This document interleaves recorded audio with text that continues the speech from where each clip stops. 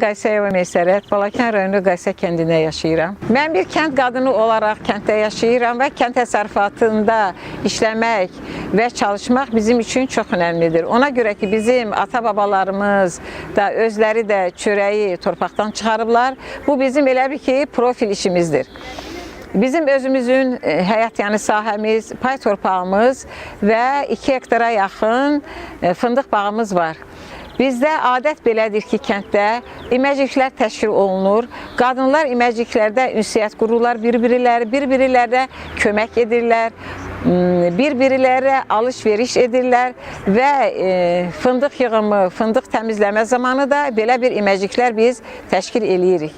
Bundan əlavə bizdə inkubator var. Bu inkubatora kənd qadınları cücə çıxardırlar.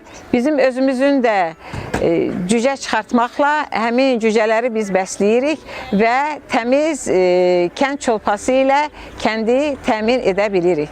Həmişə qadınların həyatı, onların rast gəldikləri problemlər, gender bərabərliyi mənim üçün maraqlı olub. Və 24 il dövlət qulluğunda işlədiyim müddətdə bu məsələlərin həlli mənim üçün asanlaşdı. Çünki bu problemlərlə üzbəüz qaldım və kənd qadınları özlərinin rast gəldiyi çətinliklərə görə mənə müraciət elədilər. Və mən də onlara hər cəhətdə kömək eləməyə çalışdım.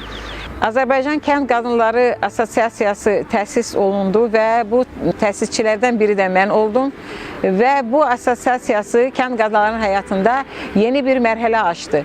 Çünki qadınların qrup şəklində birləşərək fəaliyyət göstərməsi, onların bir-birinə arxa durması və eyni zamanda birlikdə biznes yaratmaqla öz ailə büdcələrinə kömək etməsi qadınların həyatını dəyişdi. Evdar qadınların İşlə təmin olunması üçün qrupların böyük əhəmiyyəti var. Elə sədrlik elədiyim Novruz Qadın İnkişaf Qrupu buna misal ola bilər. Biz özümüz üçün biznes yaratmışıq, qəsəbədə şirniyyat evi açmışıq və bu şirniyyat evində artıq 8 qadın işlə təmin olub. Mən qadınlara demək istəyirəm ki, həyatda güclü olsunlar, çətinliklərdən qorxmasınlar, ən əsası bir-birilərinə dayaq olsunlar, bir-birilərinə kömək etsinlər. Mən kənddə yaşayıram və bilirəm ki, bax bu çox önəmlidir.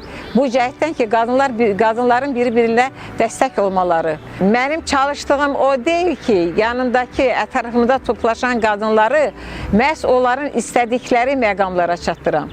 Mənim istədiyim odur ki, ətrafındakı qadınları onlar üçün həyatı zərurəti olan, onlar üçün vacib olan, onlar üçün onları gələcəyə inkişafa aparan məqamlara çatdıram.